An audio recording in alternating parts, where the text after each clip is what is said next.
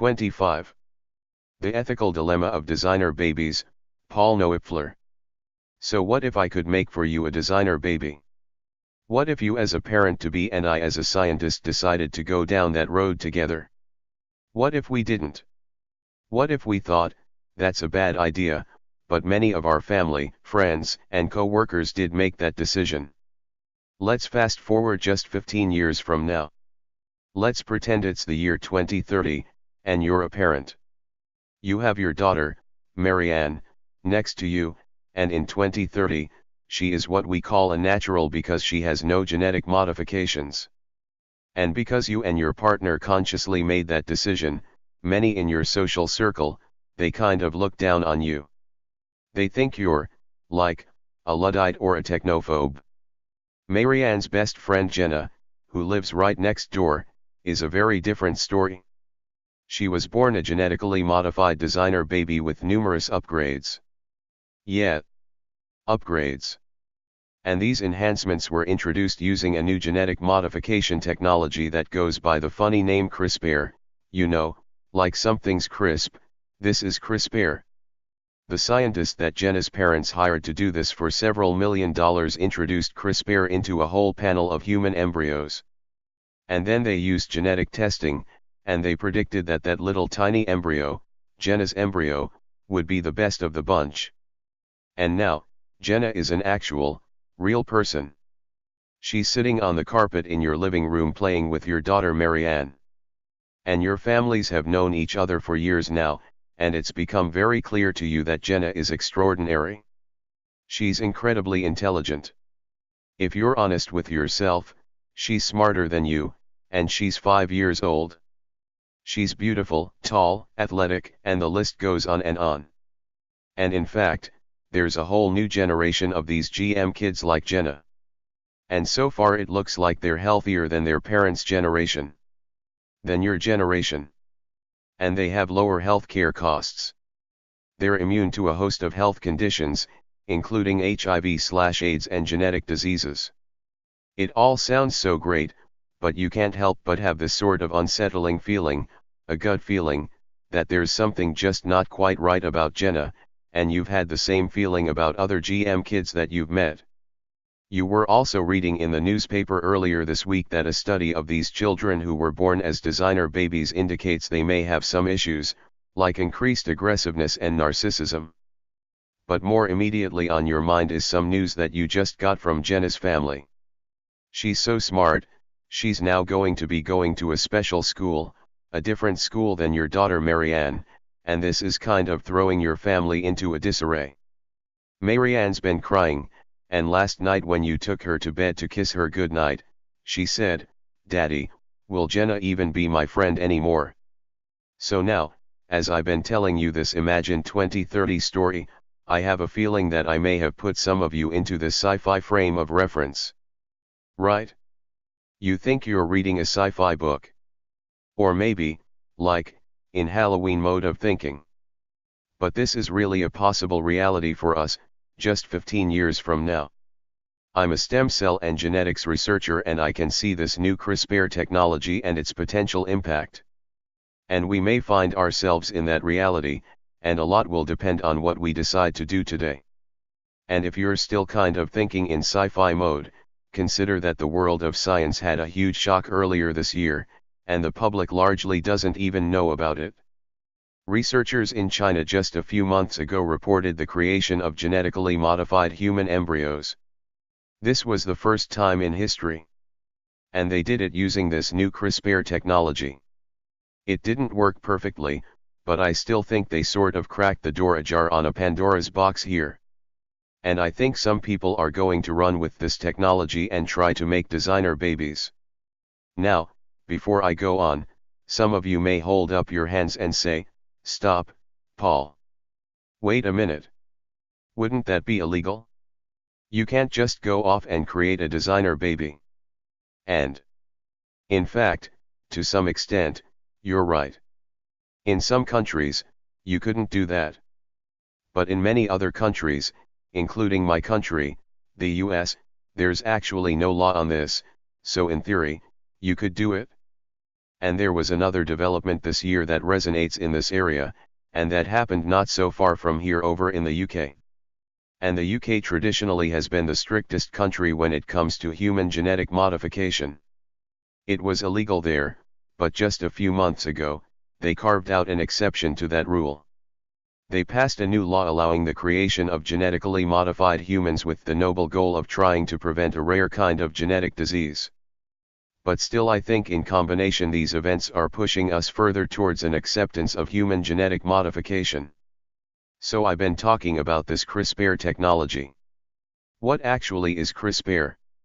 So if you think about the GMOs that we're all more familiar with, like GMO tomatoes and wheat and things like that. This technology is similar to the technologies that were used to make those, but it's dramatically better, cheaper and faster. So what is it? It's actually like a genetic Swiss Army knife. We can pretend this is a Swiss Army knife with different tools in it, and one of the tools is kind of like a magnifying glass or a GPS for our DNA, so it can home in on a certain spot. And the next tool is like scissors that can cut the DNA right in that spot. And finally we have a pen where we can literally rewrite the genetic code in that location. It's really that simple. And this technology, which came on the scene just 3 years ago, has taken science by storm. It's evolving so fast, and it's so freaking exciting to scientists, and I admit I'm fascinated by it and we use it in my own lab. That I think someone is going to go that extra step and continue the GM human embryo work and maybe make designer babies. This is so ubiquitous now. It just came on the scene 3 years ago. Thousands of labs literally have this in hand today, and they're doing important research. Most of them are not interested in designer babies. They're studying human disease and other important elements of science. So there's a lot of good research going on with CRISPR. And the fact that we can now do genetic modifications that used to take years and cost millions of dollars in a few weeks for a couple $1,000, to me as a scientist that's fantastic, but again, at the same time, it opens the door to people going too far. And I think for some people the focus is not going to be so much on science. That's not what's going to be driving them. It's going to be ideology or the chase for a profit. And they're going to go for designer babies. So why should we be concerned about this? We know from Darwin. If we go back 2 centuries, that evolution and genetics profoundly have impacted humanity, who we are today. And some think there's like a social Darwinism at work in our world, and maybe even a eugenics as well. Imagine those trends, those forces, with a booster rocket of this CRISPR technology that is so powerful and so ubiquitous. And in fact, we can just go back 1 century to the last century to see the power that eugenics can have. So my father, Peter Neupfler, was actually born right here in Vienna. He was Viennese, and he was born here in 1929. And when my grandparents had little baby Peter, the world was very different. Right? It was a different Vienna. The United States was different. The world was different. There was a eugenics rising, and my grandparents realized, pretty quickly I think, that they were on the wrong side of the eugenics equation.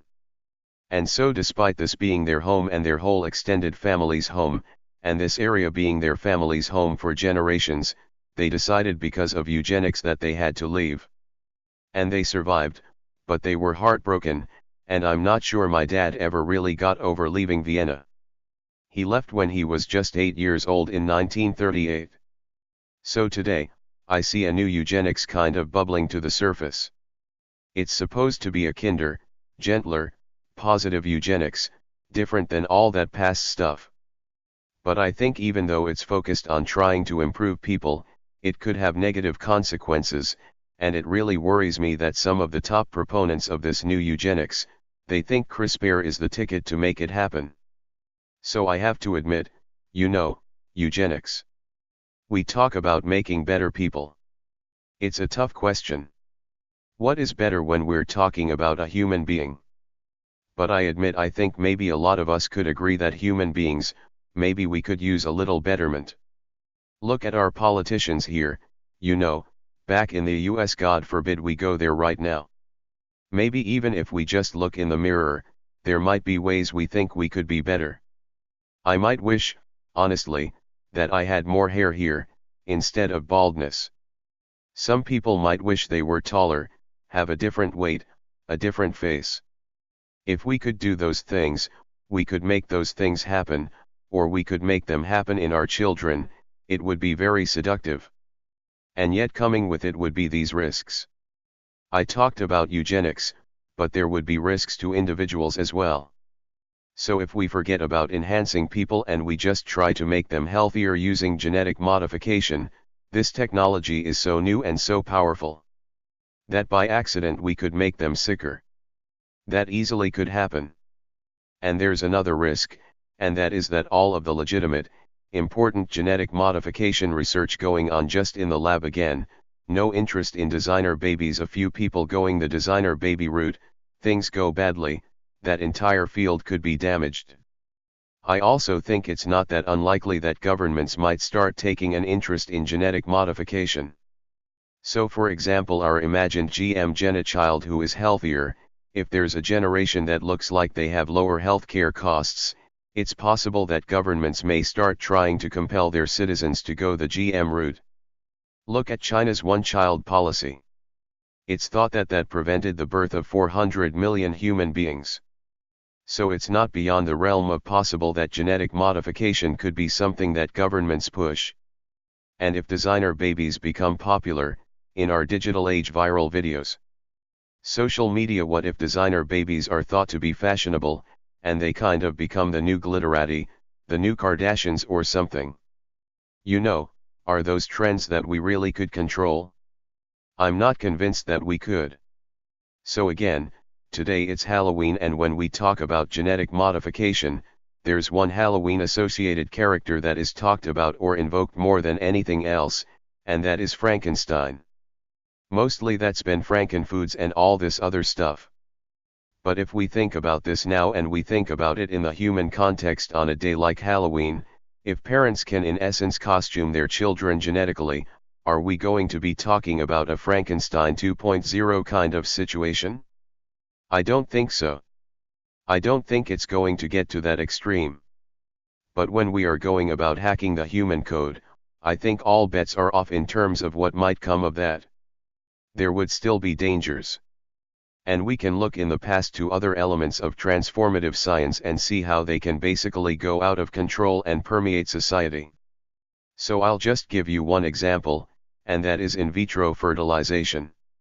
Almost exactly 40 years ago, test tube baby number 1 Louise Brown was born, and that's a great thing, and I think since then 5 million IVF babies have been born, bringing immeasurable happiness. A lot of parents now can love those kids.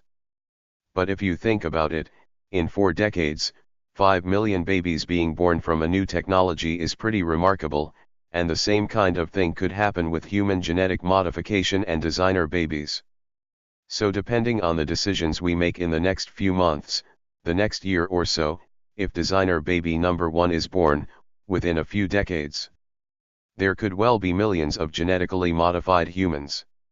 And there's a difference there too, because if we, you in the audience, or I, if we decide to have a designer baby, then their children will also be genetically modified, and so on, because it's heritable. So that's a big difference. So with all of this in mind, what should we do? There's actually going to be a meeting a month from tomorrow in Washington, D.C. by the U.S. National Academy of Sciences to tackle that exact question. What is the right path forward with human genetic modification? I believe at this time we need a moratorium. We have to ban this. We should not allow creating genetically modified people, because it's just too dangerous and too unpredictable. But there's a lot of people. Thanks. And let me say, just as a scientist, it's a little bit scary for me to say that in public, because science generally doesn't like self-regulation and things like that. So I think we need to put a hold on this. But there are many people who not only disagree with me, they feel the exact opposite. They're like, step on the gas, full speed ahead, let's make designer babies. And so in the meeting in December and other meetings that are likely to follow in the next few months, it's very possible there may be no moratorium. And I think part of the problem that we have is that all of this trend, this revolution in genetic modification applying to humans, the public hasn't known about it. Nobody has been saying, look, this is a big deal, this is a revolution, and this could affect you in very personal ways. And so part of my goal is actually to change that and to educate and engage with the public and get you guys talking about this. And so I hope at these meetings that there will be a role for the public to bring their voice to bear as well. So if we kind of circle back now to 2030 again, that imagined story, and depending on the decisions we make, again. Today literally we don't have a lot of time in the next few months, the next year or so, because this technology is spreading like wildfire. Let's pretend we're back in that reality. We're at a park, and our kid is swinging on the swing. Is that kid a regular old kid, or did we decide to have a designer baby? And let's say we went the sort of traditional route, and there's our kid swinging on the swing, and frankly, they're kind of a mess. Their hair is all over the place like mine. They have a stuffy nose. They're not the best student in the world. They're adorable, you love them, but they're on the swing next to them, their best friend is a GM kid, and the two of them are kind of swinging like this, and you can't help but compare them, right? And the GM kid is swinging higher, they look better, they're a better student, they don't have that stuffy nose you need to wipe. How is that going to make you feel, and what decision might you make next time? Thank you.